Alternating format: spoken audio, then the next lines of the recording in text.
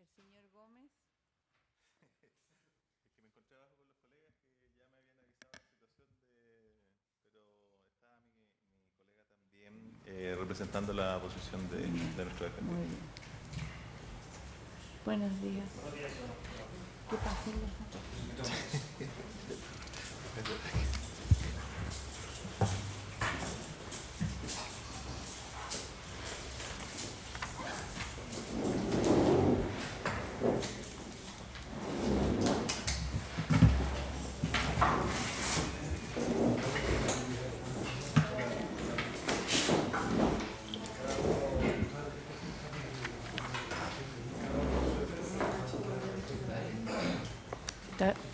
Tienen que correrse un poco los acusados.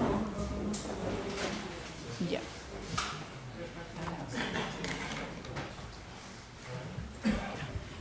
Reanudamos entonces esta audiencia y en esta oportunidad corresponde escuchar la réplica de parte de la defensa del acusado Guzmán. Le otorgo la palabra al señor Lizana. Gracias, señora presidenta. Antes de plantear las argumentaciones de esta réplica, o la réplica de esta defensa, quería solicitar autorización también a su señoría para, en el caso pertinente, hacer lectura de algunas bibliografía que va a acompañar a mis argumentaciones. Ya, Poder leer pero extractadamente. recuerde que esta es la réplica. Exacto. Sí, señoría, lo tengo en especial consideración. Antes de efectivamente hacer uso de este espacio de tiempo para plantear mis argumentaciones que van a centrarse especialmente en responder algunos de los planteamientos sostenidos por los acusadores, especialmente el Ministerio Interior y el Ministerio Público en su réplica, y que tengo que hacerme cargo, no deja llamarme la atención que el fiscal don Claudio Orellana comenzó su réplica haciéndose cargo de algunas características o cualidades de mi representado para negarlas. Y la forma, el énfasis que puso en lo mismo me llamó la atención, toda vez que, por ejemplo, él parte señalando que mi representado no trabajaba. Puede ser un hecho marginal, un hecho secundario, pero esta defensa acompañó prueba en la etapa pertinente, dando cuenta de este elemento. Se acompañó un finiquito, se acompañó certificados de cotizaciones de AFP, y esto casi 7, 8 años de una persona que trabajaba, y esto es una característica que guste o no guste, será buen trabajador, será mal trabajador, será responsable o irresponsable, pero es un hecho, entiendo yo, no controvertido. Y sin embargo, para el fiscal Enrique Guzmán no trabajaba. Tengo la impresión de, no la impresión, sino que esa expresión planteada con tanto énfasis da cuenta de efectivamente la visión que tiene la Fiscalía de mi representado, de que independiente de datos objetivos que se surgieron en el curso de esta investigación, había ya una idea preconcebida en relación a mi representado y su supuesta responsabilidad en los hechos que se investigan. Y esta visión, que es no considerar todo aquello que no encajaba en esta visión de la Fiscalía como Enrique Guzmán como una persona antisistémica, antiestado, violenta, portador de ideas disociadoras, no había ningún elemento que para la Fiscalía lo pudiera revertir. No obstante, vuelvo a insistir, estos datos que son objetivos y ya a esta altura pasan a ser parte de esta causa.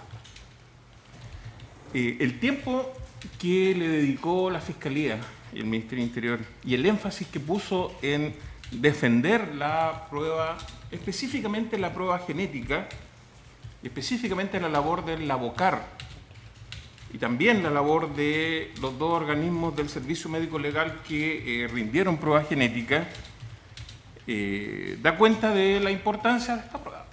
eso no hay lugar a duda. Es claro y evidente. De hecho, podemos sostener que el hecho número 2, la participación en el hecho número 2, si pudiéramos hacer una imagen de estas circunstancias, participación de Enrique Guzmán, de Natalie Casanova y de Juan Flores en el hecho número 2, especialmente de Enrique Guzmán y Natalie Casanova, es una mesa de una sola pata. Es decir, y esa pata es la prueba genética. Y es claro que para la Fiscalía, si esa pata sale, cae, desaparece, esa mesa que sostiene que constituye la participación, fundamentalmente de mi representado, desaparece. Nos pide la Fiscalía que miremos la prueba en su conjunto, que miremos el conjunto de la prueba para poder valorarla adecuadamente. Y sin embargo, cuando hablamos de participación de Enrique Guzmán en el hecho número 2, uno mira para un lado, no hay nada. Uno mira para el otro lado, o no hay nada, o hay muy poco. Difícil mirar una prueba de conjunto cuando la prueba pericial constituye el eje central para sostener, por parte de los acusadores, la participación criminal de mi representado en el hecho número 2. Y eso casi surge como una intuición, y de ahí la firmeza, el énfasis en defender esa prueba.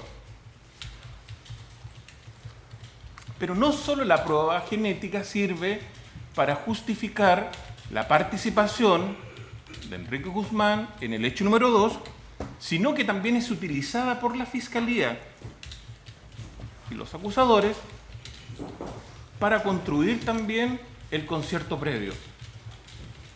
Más importancia tiene todavía la visión, el valor que nosotros asignemos a esta prueba pericial genética. El debate se centra sobre la valoración de esta prueba. ¿Qué valor probatorio debemos dar en este juicio a las distintas probanzas, a las distintas pruebas de ADN que se rindieron en este juicio? Prueba pericial genética. Es prueba pericial. Rigen las reglas generales de la valoración de la prueba pericial. Y dentro de la prueba pericial, esta constituye un segmento de la prueba pericial, que es la prueba pericial científica. Es decir, aquella basada o que se fundamenta en alguna ciencia, no en un arte, en un oficio, en una ciencia. No tengo acá que volver a repetir qué constituye un perito y la importancia de un perito en un juicio penal, es decir, que son personas que concurren al juicio a aportar conocimiento experto sobre alguna área, en este caso, vuelvo a insistir, ciencia. ¿Y cómo debemos enfrentar? ¿Cómo? Esa es la pregunta. ¿Cómo debemos enfrentar una prueba científica específica en relación a la cual se rindió profusa prueba? Y escuchamos acá a numerosos peritos genéticos que nos dieron cuenta de los distintos aspectos de la ciencia genética en general y de las pruebas periciales específicas que hizo valer el Ministerio Público y esta defensa. ¿Cómo debemos hacerlo? Y debemos hacerlo conforme a las reglas generales de valoración de la prueba pericial. Ni más ni menos. Es obvio que en la actualidad la prueba científica tiene y va teniendo un rol muy significativo en los procesos penales, acorde también en nuestra sociedad ya moderna al desarrollo científico y tecnológico que ésta tiene. Sin embargo, hay que hacer una advertencia, y así lo sostienen aquellos autores que estudian del punto de vista procesal y procesal penal esta materia. El mito, la mitología que surge en torno a la prueba científica, es decir, una prueba científica que obviamente por estar basadas en leyes universales o en leyes probabilísticas que gozan de un fuerte fundamento científico, aparece rodeada de una suerte de aureola o aura de infalibilidad, de casi certeza o de verdad, que proporciona la decisión de ustedes, de los jueces, caracteres en sus conclusiones casi determinantes, así, casi de verdad. Y esto es un riesgo que en la valoración de esta prueba hay que precaver. No puede asumirse per se que una prueba científica es incuestionable, irrefutable o infalible. Y ustedes tienen la responsabilidad de, cuando digo ustedes, señores magistrados, de, cuando resuelvan esta causa, de fundamentar racionalmente la decisión en torno a la valoración que se dé a esta prueba científica que ha sido rendida en el juicio. No va a bastar con señalar que estamos en presencia de prueba científica, no va a bastar que esta haya sido rendida por entes que la ley les entrega, el Código Procesal Penal les entrega un mandato de rendir prueba genética. Deberán valorarla conforme se valora la prueba pericial. Y deberán considerar esta advertencia. En el libro La práctica de la prueba en el juicio oral, que también ha sido citada del libro Tecnia, de diversos autores, dos de los cuales son magistrados de nuestro país, Rodrigo Serra, Francisco Hermosillo y don Manuel Miranda, que es ciudadano español, académico. En un artículo de esta publicación, denominado ¿Qué estándares de calidad debe reunir una prueba científica para su valoración en un tribunal de juicio oral? Manuel Miranda Estrampes. En la página 359 sostiene, en relación a la prueba científica, su carácter de prueba infalible y como tal irrefutable debe ser cuestionado y rechazado. Las pruebas científicas, dice este autor, nos aportan probabilidades sobre los datos obtenidos tras los oportunos exámenes y pericias practicadas a la luz de las hipótesis enfrentadas. De ahí que se pronuncien en términos de verosimilitud y no de infalibilidad. Y debe también considerarse que dichas pruebas no acreditan por sí mismas el hecho delictivo y la participación del acusado, sino que sus resultados deben valorarse conjuntamente con los resultados que aporten las demás pruebas practicadas en el juicio oral. Página 359 de este libro.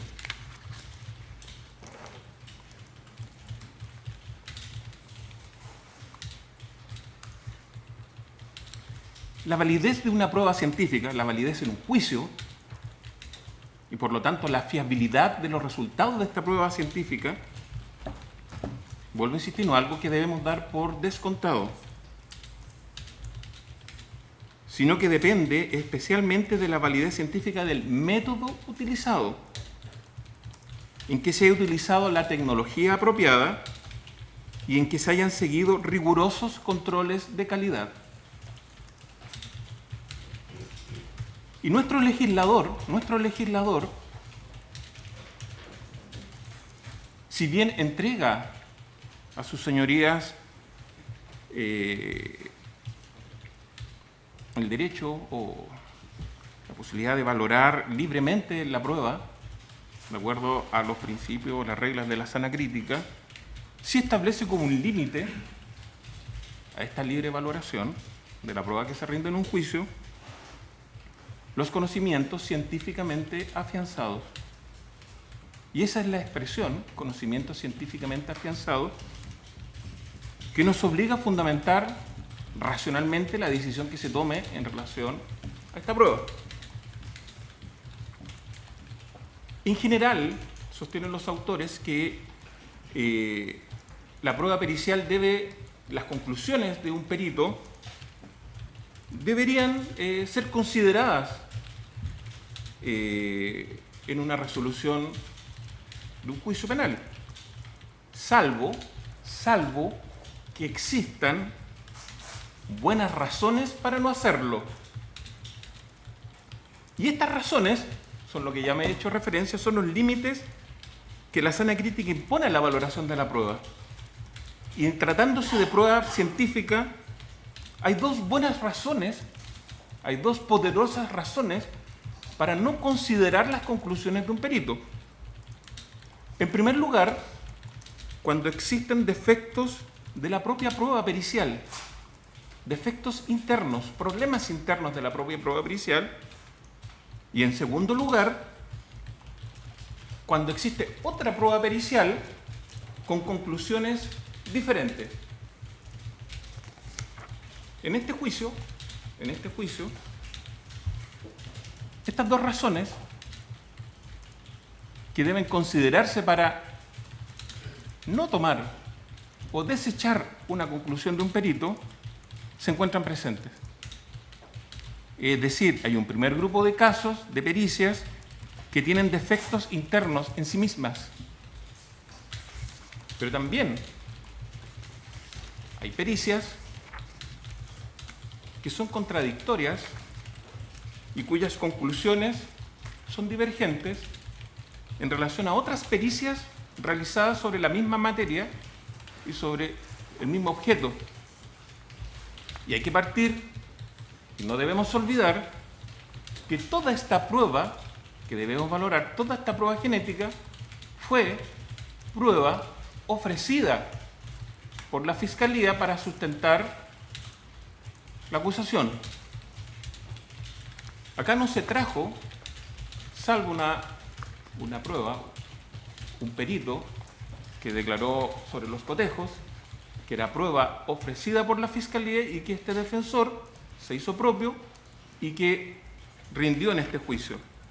No se trajo porque se consideró que no era necesario, efectivamente, como nos informó en algún momento de su réplica el abogado del Ministerio Interior, prueba pericial genética propia. Y esto porque después de haberse rendido la prueba genética, consideramos que no era adecuado, que de la sola prueba ofrecida por el Ministerio Público era posible acreditar estas dos poderosas razones para no considerar las conclusiones de estas pruebas científicas genética, para ser más específico. Primer grupo de casos, defectos internos de la propia prueba.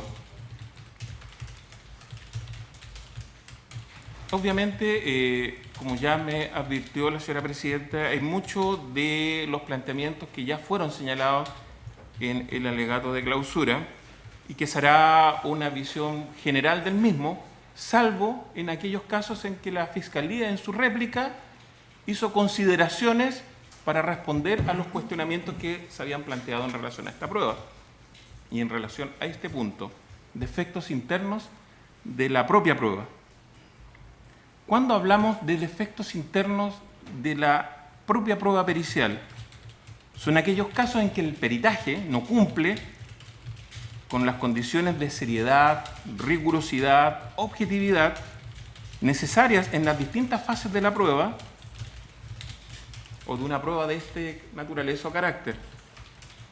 Por ejemplo, se consideran defectos internos, problemas o defectos relacionados con el reconocimiento de la cosa que es objeto de la pericia, o porque el reconocimiento nunca se hizo, o porque este no se hizo de manera apropiada. Esta segunda hipótesis es la que fundamenta este primer elemento. También se incluyen en estos casos la falta de calificación o conocimientos de la ciencia, en particular por parte del perito, o la hipótesis que sostiene esta defensa para, en este punto, una equivocada aplicación de los conocimientos de la ciencia. Y el tribunal debe tener presente esta información al momento de hacer la valoración de la prueba. A diferencia de la clausura, donde se hizo un análisis global de la prueba pericial genética, en esta réplica me haré cargo solamente de aquella prueba genética vinculada a primera comisaría y prueba genética vinculada a primera comisaría, la determinación de perfiles genéticos de primera comisaría, comparado con los perfiles genéticos de los acusados. Para valorar, para evaluar cómo se aplicaron los conocimientos de la ciencia genética, en este caso específico, obviamente tenemos que determinar el estado de la ciencia genética, o la ley Artis, que no es otra cosa que la aplicación de los procedimientos científico-técnicos o técnicos-científicos adecuados y el respeto a las pautas deontológicas y éticas.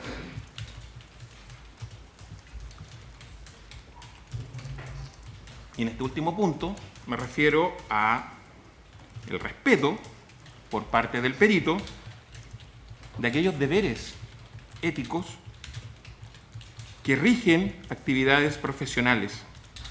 En este caso, de los profesionales que forman parte de los laboratorios de genética forense. El debate en torno a la Lex Artis también dio pie para que la Fiscalía planteara sus puntos de vista sobre esta materia. Y me llamó mucho la atención porque yo señalé en mi alegato de clausura que la Lex Artis, que el estado de la ciencia genética, la situación actual, no puede estar determinado por una norma, sea legal, sea reglamentaria, sino que está determinado principalmente por la comunidad científica en esta materia.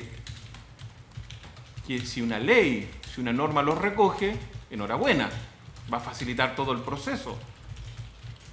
Pero si no lo hace, eso no quita que la Lex Artis es determinada esencialmente por la propia comunidad científica de acuerdo a sus propios parámetros y que no son otros que los parámetros para valorar cualquier área del conocimiento científico. Y la Fiscalía, que sostuvo que yo señalaba, siendo una errada interpretación, de que yo le daba más relevancia a ciertas pericias por estar reguladas por la ley, trajo incluso a colación una sentencia de la excelentísima Corte Suprema al respecto y que, como ya señalé en su oportunidad, este defensor hace propio en toda su extensión, nos llegó a señalar en su réplica que la Lex Artis estaba en el manual, que la Lex Artis, a la cual debían someterse, que las reglas técnicas, científicas, de la genética, a las cuales estaban obligados los peritos del Labocar, esencialmente del Labocar, porque ahí hay un problema fundamental y de ahí se derivan todos los problemas de valoración de esta prueba, estaba determinado por el manual. Ya no, y ahí dimos vuelta al argumento, ya no en la ley, ya no en el reglamento, sino que en un simple manual de procedimientos de laboratorio. Pero surge la pregunta, ¿es así? ¿La Lex Artis de la ciencia genética, de la prueba de ADN, está en el manual de procedimientos del Laboratorio de Genética Forense del Labocar?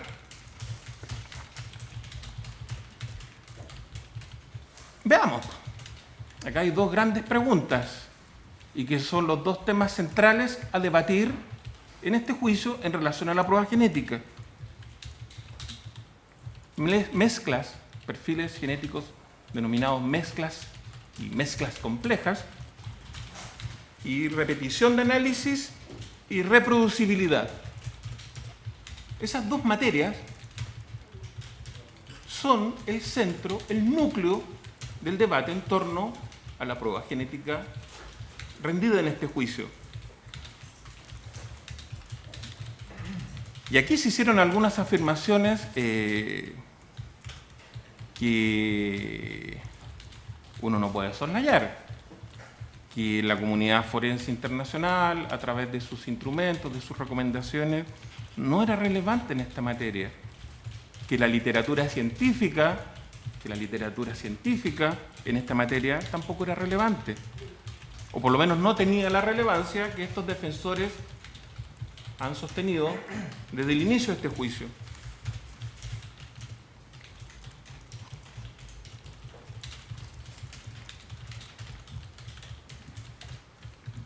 ¿Qué nos dice el manual? ¿Qué nos dice el manual en relación a las mezclas complejas? Acá tengo el manual. Son, considerando los anexos, 78 hojas. Y este manual, que no es cualquier instrumento, obviamente, tiene su relevancia porque un laboratorio de genética forense de Chile, si quiere determinar perfiles genéticos para el sistema CODIS, y el sistema CODIS sí es un tema relevante en materia de genética forense, tan relevante que nuestro legislador dictó la única normativa legal que regula esta materia y un reglamento también para el cumplimiento de esta ley 19.970. ¿Qué nos dice el manual en relación a las mezclas complejas o a las mezclas, a los perfiles genéticos mezclas? Página 59, punto 6 romano, identificación de mezcla de perfiles. En el primer párrafo da un criterio para determinar cuándo nos encontramos frente a este tipo de perfil genético, y en la página siguiente se establece un esquema de 6 puntos donde se señalan los pasos que debe seguir el analista del laboratorio en relación a este tema. Pero es solamente eso. Es una línea por cada uno de estos pasos. Identificar la presencia de mezclas, designar alelos, identificar número potencial contribuyente y por último comparar. No tenemos nada más. Los analistas del laboratorio de genética forense del Labocar tienen dos opciones en esta materia. Dado que no es una materia regulada en el manual, abstenerse, esa es la primera opción, abstenerse de realizar prueba pericial genética cuando estamos en presencia de perfiles genéticos mezclas, sobre todo cuando perfiles genéticos mezclas complejas, como son aquellas huellas genéticas determinadas para las evidencias E15 y E16 de la primera comisaría. Y esto en opinión de los distintos peritos que realizaron determinación de huellas genéticas de esta evidencia, del Servicio Médico Legal, incluso doña Sonia Enríquez, que es la que le correspondió realizar la determinación de huellas genéticas de estas dos evidencias. En primer lugar, abstenerse de realizar, o si toman la decisión de realizar una determinación de huella genética y todos los procesos que vienen después, entre otros las comparaciones con otras huellas genéticas, deben basarse en alguna regla. El laboratorio, el Labocar, decidió hacer estas pericias y es más, doña Sonia Enríquez nos señaló, junto con don Reginaldo Cádiz, de dónde obtenían, cuáles eran las reglas técnicas en relación a esta materia. Es decir, la Lex Artis, en relación a esta materia, por la propia decisión del laboratorio, no se circunscribe para nada a la información, a los datos, a las reglas contenidas en el manual de procedimiento.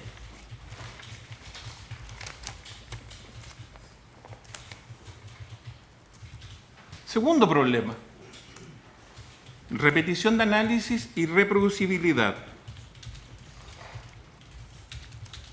Por diversas razones, que fueron profusamente explicadas por los peritos, muchas veces no basta con un análisis genético de una evidencia para obtener una huella genética confiable. Es necesario hacer varios análisis. Y ahí surge el problema de la reproducibilidad. Es decir, ¿cuántas veces debe observarse una señal en los distintos electroencefalogramas que son los productos de cada análisis genético para tener la confianza de que estamos en presencia de una señal alélica y por lo tanto, que sea informativa? También de la lectura del manual, de todas las páginas que he hecho referencia y cada uno de sus capítulos, no encontramos nada, ni una línea sobre repetición de análisis y sobre el problema o cómo se resuelve el problema de la reproducibilidad. Y no solamente de la lectura del manual, sino que, y así nos dijo el señor González Cotter, el perito, en relación al informe pericial evacuado o expuesto por este perito 569.16, y lo señaló expresamente que el manual no se refiere a la reproducibilidad de las señales observadas para la obtención de huellas genéticas. ¿Qué hacer cuando nos encontramos frente a una huella genética que es de un primer análisis? No es lo suficientemente confiable. Los datos que se dispone esencialmente o especialmente en un electroenferograma no son suficientes para hacer una interpretación adecuada. Surge la misma disyuntiva: abstenerse de realizar la pericia o seguir adelante. Y el laboratorio decidió seguir adelante. Por lo tanto, en relación a esta materia, la Ley Artis, las reglas técnicas científicas en relación a este punto, están en otro lado, no concentradas en el manual. Doña Sonia Enríquez, cuando declaró en relación al peritaje 4251, que es el de primera comisaría, la determinación de las huellas genéticas de la evidencia de primera comisaría, nos señaló que las reglas de reproducibilidad de señales era dos, que una señal debería aparecer en 2 electroencefalogramas, cualquiera fuese la cantidad de repeticiones. Y se equivoca,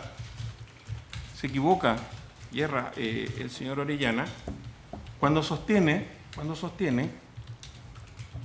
que bastaba que una señal sobre 80 RFU apareciera en un electroencerograma para ser incorporado a la tabla de resultados del informe pertinente.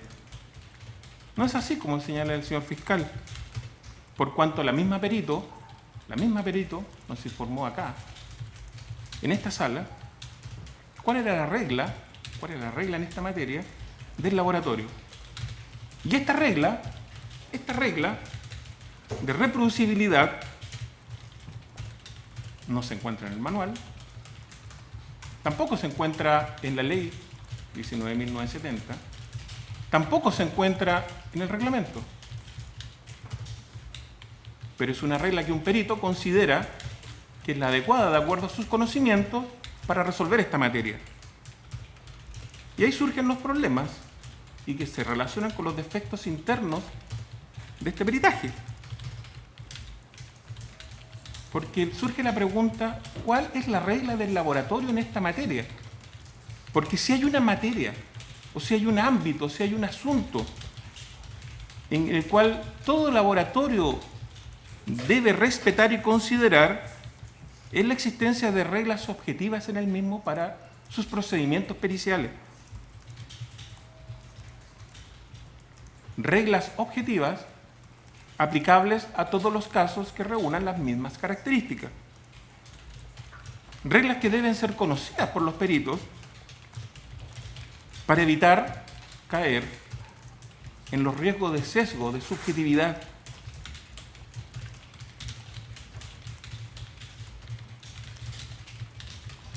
¿Cuál es la regla? ¿Cuál es la regla del laboratorio de Carabineros en relación a la reproducibilidad? Para la señorita Enríquez, es una. 2, cualquiera sea el número de repeticiones. Bueno, el señor Cádiz, que es el jefe técnico del laboratorio, cuando declaró en relación al informe pericial 3664, nos señaló que existía otra regla. De 3 o 4 repeticiones debe aparecer en 2 o 3. ¿Qué nos parece? ¿Qué nos parece?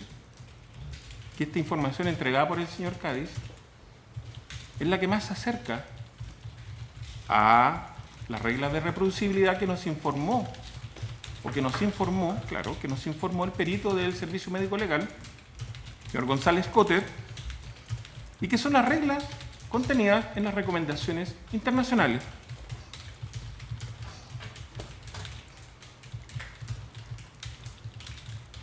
Relacionado con la Lex Artis están las recomendaciones internacionales. No podemos soslayar, obviamente, porque la Fiscalía, desde el inicio del ejercicio de contraexamen realizado por las defensas, se esmeró en restar relevancia, restar significación, en restar importancia a las reglas o las recomendaciones internacionales, que no son otra cosa que reglas técnico-científicas dadas por distintos grupos de científicos forenses en relación a una materia tan compleja, tan debatida, como son el análisis y la interpretación de mezclas complejas. Y ahí, en relación a esta materia de las recomendaciones internacionales, que es parte de lo que debemos entender por la Lex Artis, lo sostenido por la Fiscalía refuerza mi idea sostenida al inicio de mi alegato de clausura en torno a que el desconocimiento de las reglas científicas, de las reglas científico-técnicas de esta materia, dio lugar a un conjunto de decisiones incorrectas. Es bueno que la Fiscalía asuma su cuota de responsabilidad en esto cuando sostenga, y eso se valora, que las decisiones las toma la Fiscalía, no la policía. Entonces debo hacer extensivo que el desconocimiento o visión equivocada de esta materia no solamente era de los policías que conformaban este equipo investigativo, sino que de la misma Fiscalía. Porque sostener, después de escuchar a todos y cada uno de los peritos genéticos en este juicio, de que las recomendaciones internacionales no son relevantes, nos parece hasta una herejía. Y cuando yo sostuve al inicio, ya lejanamente en el mes de marzo, en mi alegato apertura, que uno de los temas centrales de este juicio, yo creo que es central, coincido con varios de los alegatos que se han planteado acá, relevancia no solamente en torno a la determinación de qué es terrorismo o no es terrorismo, porque eso es un área muy específica y en relación al conjunto de las materias que los tribunales de juicio oral deben pronunciarse, es una ínfima minoría de casos, sino que acá lo central, a juicio de este defensor, es qué estándares le vamos a exigir, qué estándares vamos a exigir a los peritos en esta materia. ¿Cuáles van a ser el piso, las metodologías, la calidad de la prueba genética, de las pruebas pericial genéticas en un juicio oral? Es ahí, creo yo, un tema central, porque eso va a ser más trascendente, más relevante que una determinación en torno a un caso específico de qué es y qué no es un delito terrorista. Estamos en las recomendaciones internacionales. Primer tema, todos los peritos, todos, señor Cádiz, señora Enríquez, señor González Cotter, señora Macarena Escobar, incluso el testigo, señor Wong, que no es cualquier testigo, era un testigo experto, el director subrogante del Registro Nacional de ADN, todos declararon conocer qué son estas recomendaciones internacionales. Y nos dieron cuenta de la importancia, de la relevancia de estas recomendaciones internacionales en la ciencia genética, tratándose de análisis e interpretación de mezclas complejas. Escuchamos hablar acá de la Sociedad Internacional de Genéticos Forenses, Grupo de Habla Hispana Portuguesa, la SACDAM, el GITER. Es más, el mismo señor Cádiz nos señaló que esta escueta, casi insignificante, mención que se hace en el manual en relación a los pasos que debe seguir el analista para cuando se encuentra frente a un perfil genético mezcla, nos dijo que estos pasos habían sido obtenidos de Clayton, también un genético forense. Y si mal no recuerdo, en un paper del año 98, y que el manual había hecho suyo y la había incorporado al mismo. Cuando el señor González Cotter, en el informe pericial 553.16, nos habla de las reglas de reproducibilidad, nos señala que debemos considerar las recomendaciones internacionales.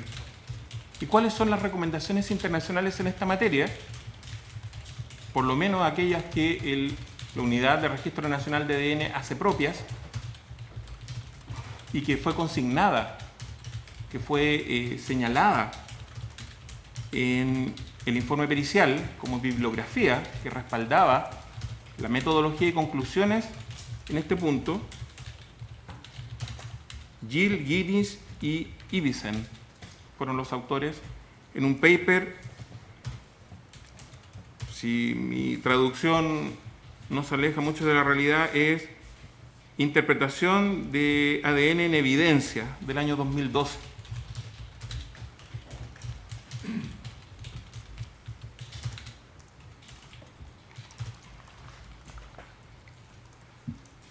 Clayton,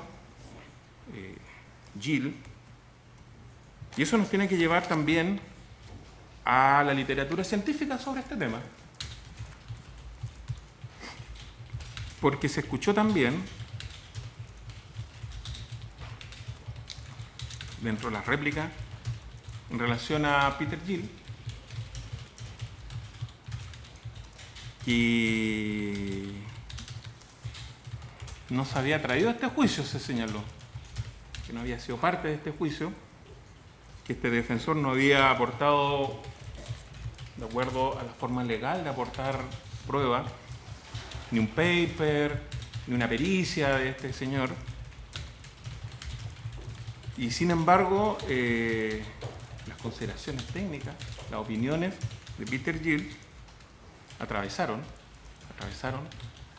a todos, o la mayoría de los peritos genéticos que declararon en este juicio.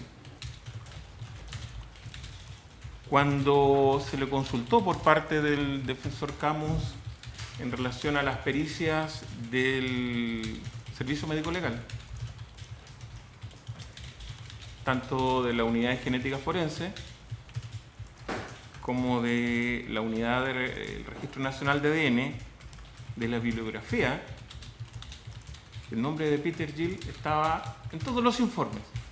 Es más, el fundamento teórico del cálculo estadístico genético empleado por el Servicio Médico Legal, el fundamento teórico, insisto, es aportado por el señor Gil.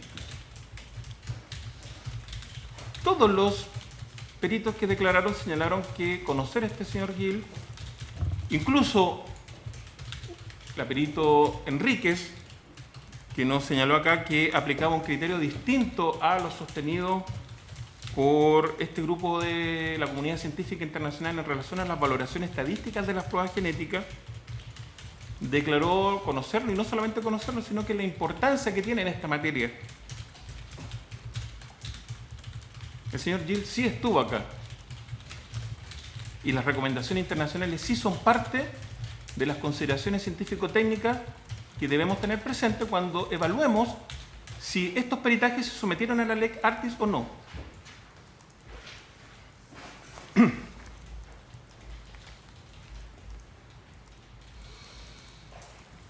Porque la ley 19.970 ni el reglamento tampoco nos hablan de valoración estadística. No nos señalan. Y sin embargo, se hizo valoración estadística. Por lo tanto, el tema de la valoración estadística, preguntarnos en relación a la valoración estadística de los datos genéticos obtenidos en cada una de las pericias comparativas de ADN, también es parte del estado de la ciencia o de la Lex Artis. Debemos preguntarnos si esta valoración estadística es relevante o no es relevante en una pericia genética. Y el ABOCAR sí hace valoración estadística. De eso no hay duda, está en el manual. Está en el manual. Cuando se comparan perfiles genéticos únicos con muestras testigos, que también son perfiles genéticos únicos, se hace una valoración estadística. Cuando se trata de perfiles genéticos mezclas, no la hace. Pero el tema es ese. Cuando comparamos huellas genéticas y uno de los elementos que se compara es un perfil genético mezcla, ¿es necesaria la valoración estadística? ¿Forma parte esta valoración estadística de las reglas técnico-científicas de esta materia?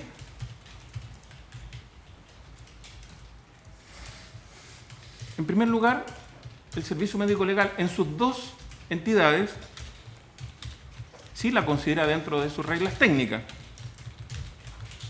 Y lo que haga el Registro Nacional de ADN, y que acá se ha insistido mucho en ese tema, que es el organismo encargado por ley de supervigilar, de dar acreditación y vigilar los laboratorios que realizan determinaciones de huellas genéticas, lo que haga esta entidad no puede soslayarse. Las recomendaciones internacionales recomiendan la valoración estadística. El método cualitativo, biológico de perfil consenso, que no es conocido por el señor González Cotter, en relación al cual no se aporta bibliografía en los distintos informes periciales en que se utilizó, nos dijo acá la perito Enríquez que no es recomendado internacionalmente. ¿Y qué nos dice la literatura científica en esta materia? Los textos que se va a hacer referencia en relación a este punto se pueden obtener en Internet. Hay un texto denominado Valoración de la prueba genética, que se encuentra en el documento ADN forense, Problemas éticos y jurídicos, Observatorio de Bioética y Derecho de la Universidad de Barcelona, colección de bioética, año 2014, página 145, cuyos autores son don Ángel Carracedo y doña Lourdes Prieto. Ya sabemos quién es Lourdes Prieto, por cuanto fue una de las asesoras de una de las pericias desarrolladas o ya sacadas por la Unidad de Genética Forense. ¿Qué nos señala estos autores?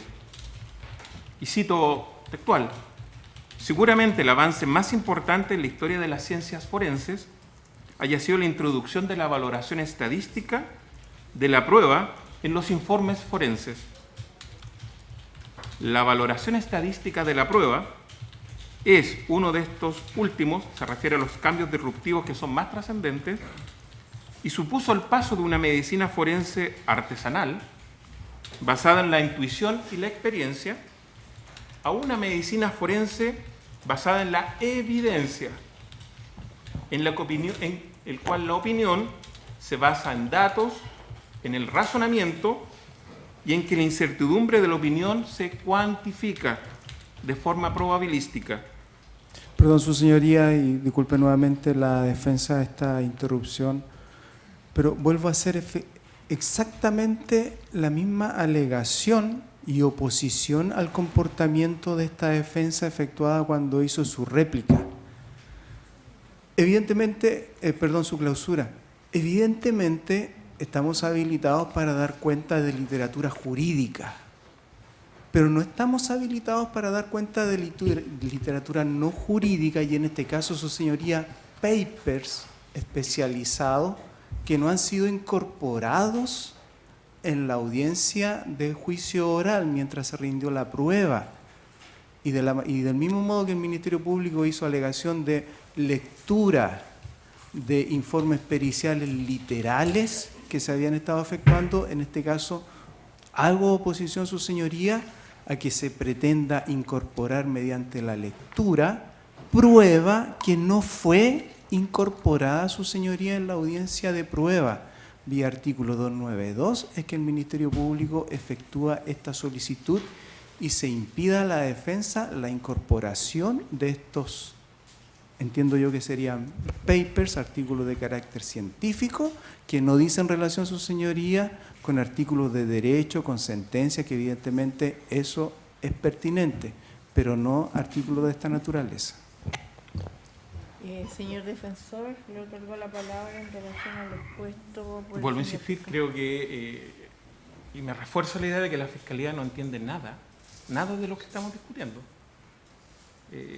Los planteamientos que hace el señor fiscal dan cuenta de este desconocimiento, por cuanto la literatura que estoy haciendo referencia es literatura jurídica.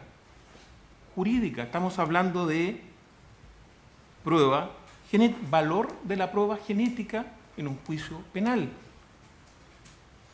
Las consideraciones, y yo entiendo, y me llaman la atención, de que estoy frente, que todos los que estamos acá somos personas inteligentes, somos personas que hemos estado ya 9 meses en un juicio, porque yo lea un par de líneas de un documento que es referente al valor que se debe asignar a la prueba genética en un juicio penal, y por lo tanto materia jurídica, pero yo no creo que nadie acá pretende de que este defensor quiere pasar material de contrabando que no ya haya sido parte de los elementos que ya han sido rendidos en este juicio. Vuelvo a insistir, esta es literatura, y de hecho por eso leí el título completo del texto: problemas éticos y jurídicos dentro de la valoración que debe darse en un juicio penal. La valoración que deba darse a esta prueba, esta materia es relevante y significativa, y no porque lo diga yo, sino porque así es sostenida por la literatura científica actual en este punto. Por lo tanto, solicito que no se da lugar a lo solicitado o lo planteado acá por el fiscal, y que se le haga una advertencia,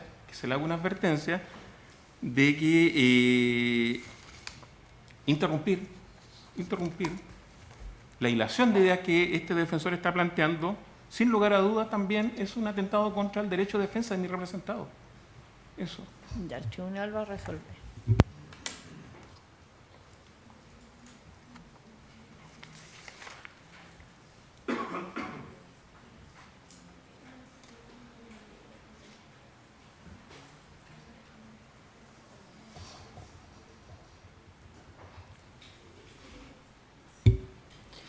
El tribunal va a rechazar la oposición planteada por el señor fiscal, estimando que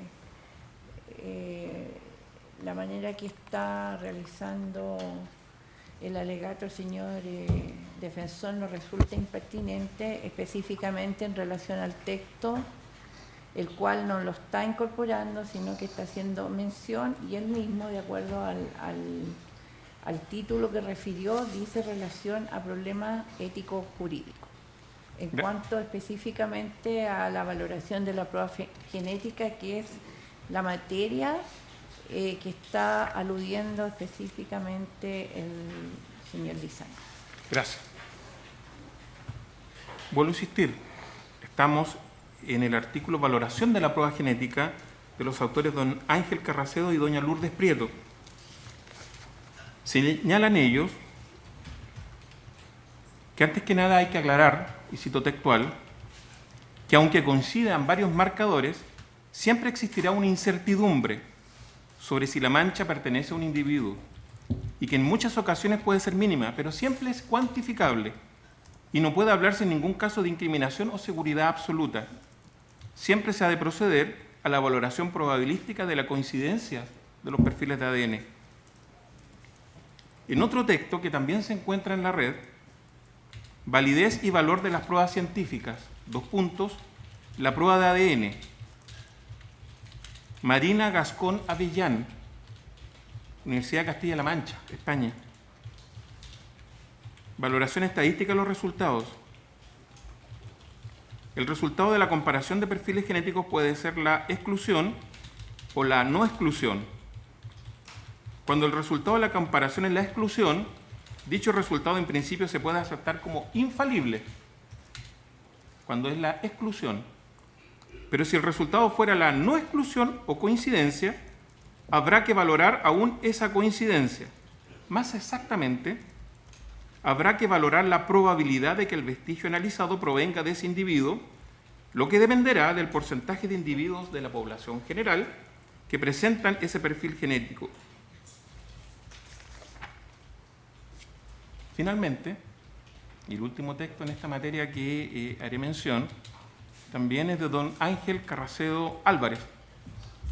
Valoración e interpretación de la prueba sobre ADN ante tribunales.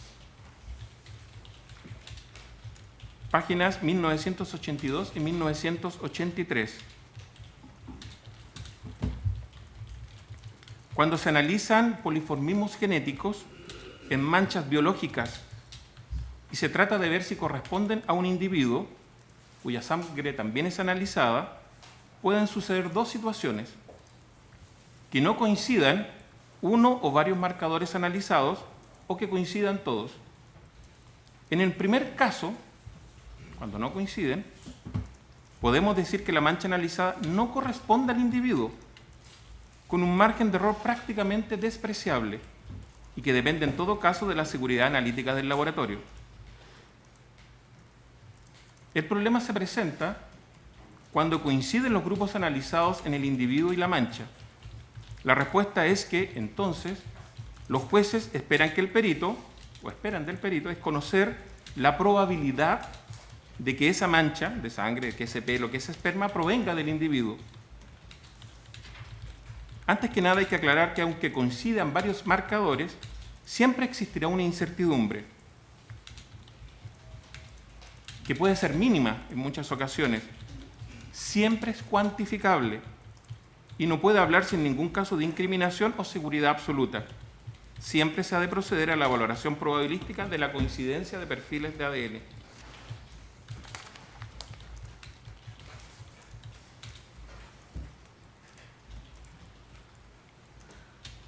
Señalamos que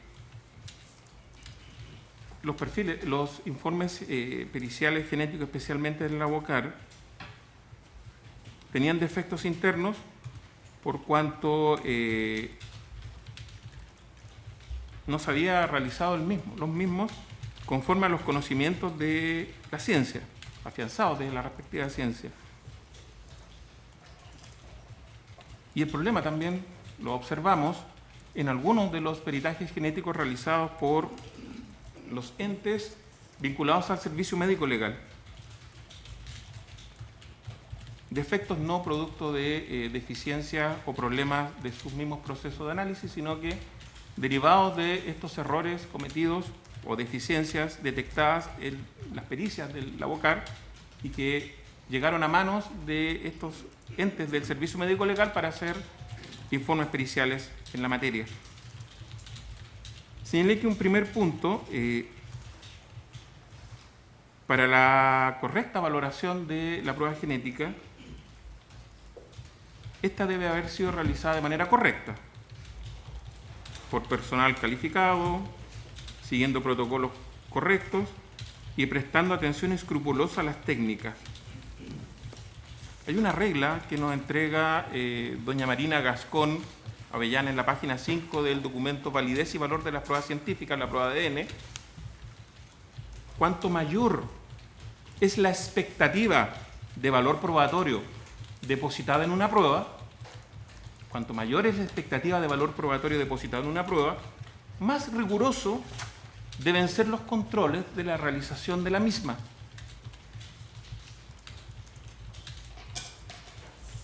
Controles de calidad internos y externos. Y nos dice Sanz y Prieto en el texto Restos biológicos de interés forense, la prueba de ADN en medicina forense, página 140, que la extracción y análisis de ADN, abro comillas, es un arte en el que solo la experiencia, la rigurosidad y el buen hacer del científico forense pueden garantizar el éxito y la fiabilidad del estudio. Yo ya hice mención que hubo una falta de prolijidad, por decirlo menos, en el desarrollo de pericias vinculadas a escuela comisaría y en los comparativos con los acusados que se relacionan con los controles de calidad de la misma pericia. Si bien, y parece que no me escuchó el señor fiscal cuando me refería a mi clausura, que el problema de los errores observados en la realización de la pericia, si bien formalmente no afectaron los resultados, sí son relevantes de esta falta de rigurosidad. Sí son relevantes o expresión de una falta de garantía en que las conclusiones a las que se arribó en dichos informes cumplió con los estándares de calidad y rigurosidad, seriedad, objetividad que debe tener la prueba científica. Acá no hubo controles de calidad, mínimos. Los peritos, o la perito, Sonia Enríquez, cuando construyó, elaboró y previamente cuando realizó el procedimiento y las operaciones periciales de este informe 42-51-04-2014, cometió un conjunto de errores, no menores. No son errores menores. Porque la expectativa, vuelvo a insistir, la expectativa que genera una prueba pericial es tan alta que se exige controles de calidad rigurosos. Y el laboratorio del Lavocar sabe eso. Lo sabe tanto que nos señalaron acá, en este juicio, que todos los informes periciales pasaban por la revisión de 3 peritos. Perito ejecutor, perito revisor y jefe técnico del laboratorio. Y estos errores, ostensibles, visibles, la mayoría, no fueron constatados por ninguno de estos controles internos del laboratorio. En la descripción del objeto periciado. Yo ya he hecho referencia al mismo, pero no puede dejar de insistirse que no es un tema menor. Si cuando observamos acá la declaración, escuchamos la declaración del señor González Cotter y nos exhibieron las tablas comparativas de los informes comparativos realizados por la Unidad de Registro Nacional de ADN, se seguía hablando de trozo plástico reloj. ¿Cómo nos dicen que este es un error menor o insustancial? Si el propio manual, que para la Fiscalía es la Biblia del laboratorio, es la Biblia del laboratorio, es bastante escrupuloso, es bastante detallista en este punto, en lo que se refiere a la descripción del objeto analizado, y le exige al perito ejecutor, una vez que retira o que le llegue una evidencia que es parte, que está en la bodega del laboratorio, cuando le llega a sus manos, debe observar, debe registrar las características fundamentales del objeto periciado, revisar cadena custodia, revisar que se encuentre cada uno de los elementos respecto al cual debe periciar. Y esto es tan poco insignificante, por el contrario, es tan relevante que este error de información, que vuelvo a insistir, no es menor, lleva, porque en relación a ese elemento descrito es en torno al cual nos informó la perito Enríquez, se realizó el barrido con la tórula para obtener material biológico respecto al cual se realizó la determinación del perfil genético. Que el fiscal es cuando nos plantea como elementos conclusivos de la pericia, y para sostener participación de mi representado en el armado de esta bomba, nos señala que el perfil genético de mi representado estaba tanto en la parte exterior como interior. Esa es una conclusión que no se escuchó de ninguno de los peritos del Labocar, menos de la señorita Sonia Enríquez, que depuso sobre este informe pericial. Es que es imposible saber si esas células epiteliares que fueron obtenidas de la evidencia 15 fueron o de su parte exterior o interna, porque nos señalaron que en evidencia del sitio del suceso, para garantizar la mayor cantidad de células, se hace el barrido en todas las partes disponibles de una evidencia. Y esta evidencia, si uno lo observa, tenía efectivamente una parte interior, una parte exterior, y no es posible arribar a una conclusión de esa naturaleza. No es posible. Y parte importante de cerrada conclusión deriva de esta información en relación a qué es lo que se perició. Porque nos hablan de wincha, de dos trozos en la tabla, donde se señaló las operaciones realizadas por la señorita Enríquez en relación a esta evidencia 15, se señala trozo plástico reloj. No se habla ni de wincha ni de un segundo trozo plástico. El mismo manual, en el punto referente a la confección de los informes, nos señala en el punto 3 elementos ofrecidos. Se deben detallar las evidencias y muestras remitidas para el análisis, consignándose rótulo y NUE. Y dentro de las operaciones realizadas, que deben consignarse de acuerdo al manual en este informe pericial, punto número 1, descripción de la evidencia presentada. Descripción de la evidencia presentada.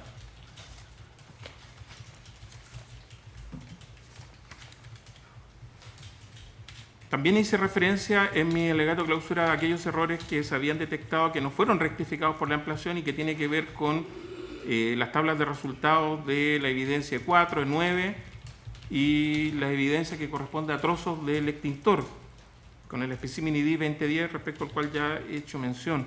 También mencioné previamente en mi alegato de clausura los errores en la individualización de los electroferogramas, que también nos llevaron a error al momento de exhibir los electroferogramas, y específicamente con el punto 2.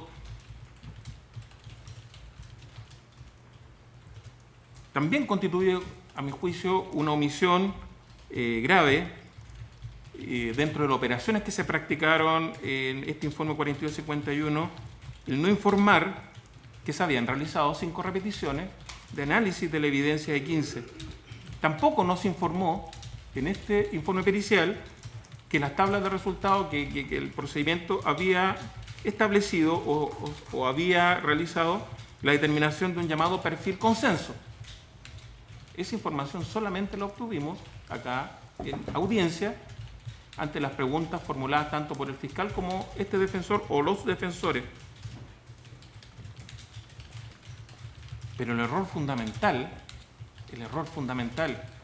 y ahí no obstante ya haberme referido reiteradamente, no se puede dejar, dadas las consecuencias que tuvo en todas las conclusiones de todos los informes periciales genéticos posteriores,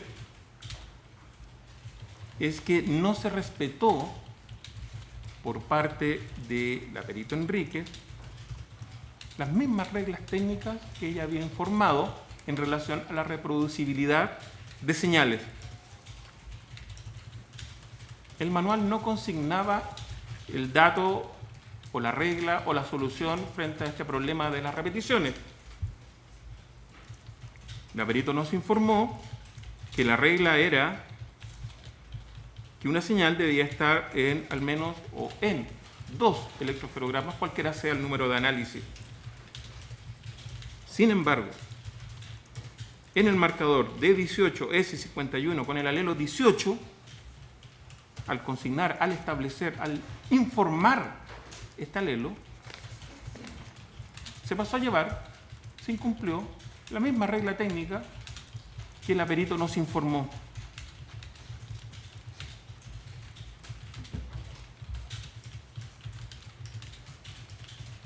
Y este tema, y este error, sí es relevante,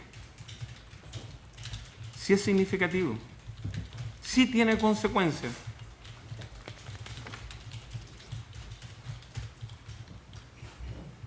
El señor fiscal nos planteó en su réplica, en relación a este tema, que daba lo mismo, o que no tenía la relevancia que este defensor sostenía, que haya sido 13 de 15 marcadores, como se estableció en el informe pericial respectivo, o 12 de 15 marcadores, esta coincidencia, como debió haberse efectivamente, concretamente, consignado en el informe como conclusión. Señala que es indiferente 13 o 12 de 15. E hizo una comparación con la pericia de la unidad de genética forense en relación a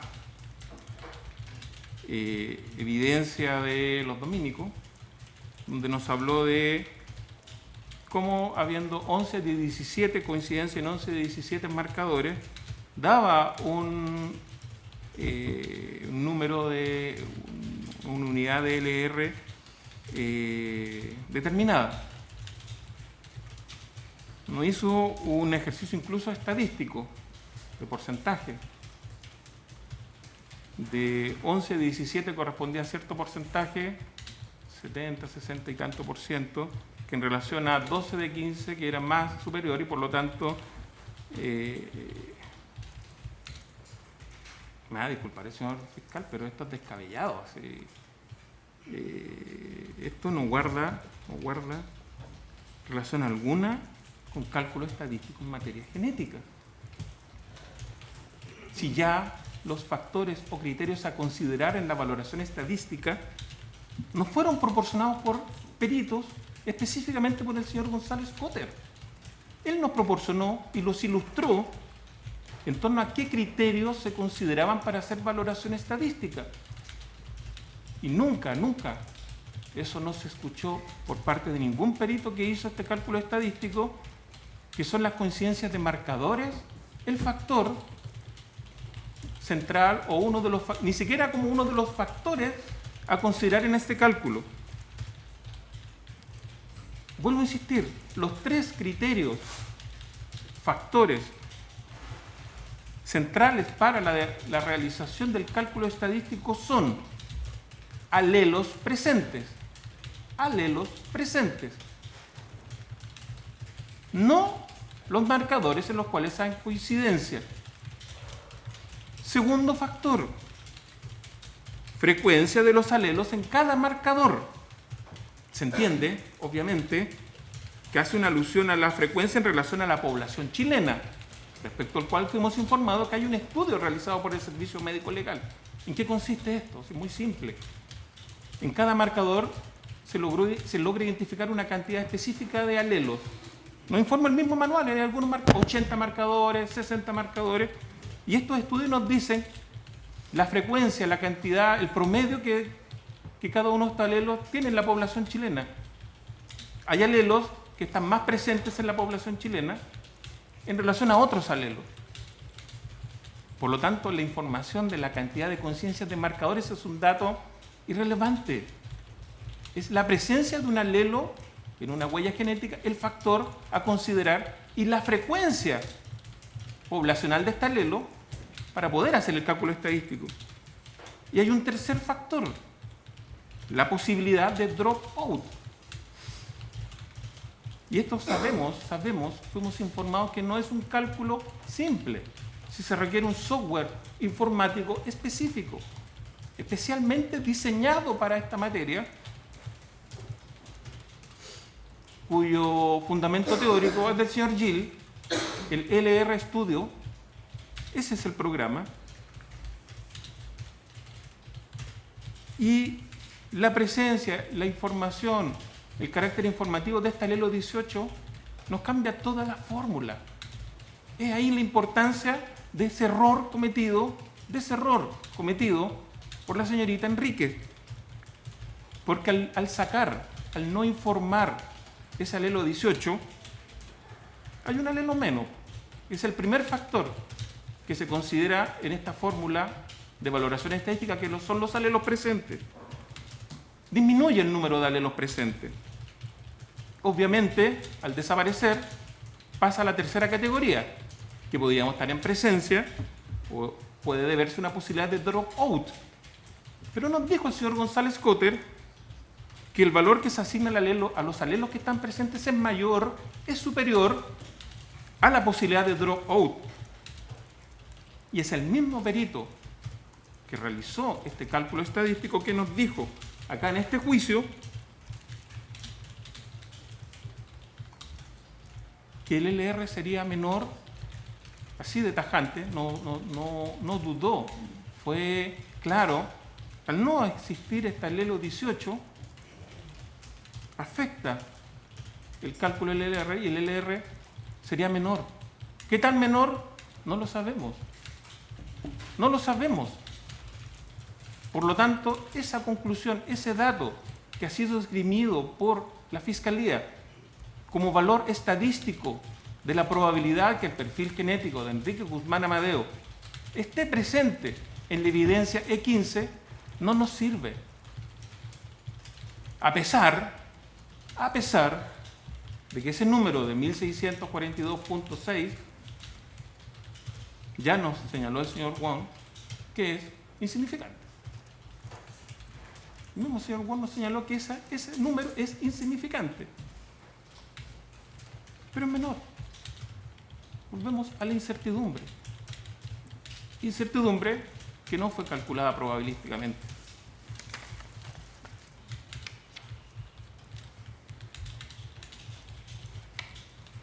En torno a los informes del ABOCAR, el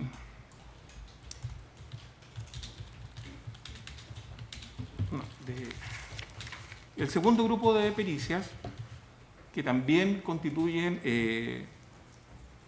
un grupo de casos respecto al cual son un criterio o son un factor para no considerar las conclusiones de un informe pericial, es cuando estas conclusiones son contradictorias, son diferentes de otros informes periciales genéticos.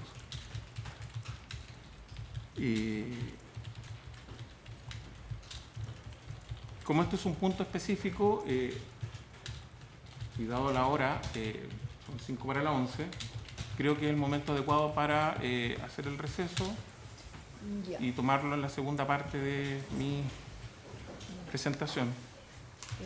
Sí, efectivamente ya van a ser las 11 y considerando que va a hacer alusiones a continuación el señor defensor a otro punto de su exposición, vamos a decretar el receso hasta las 11:30.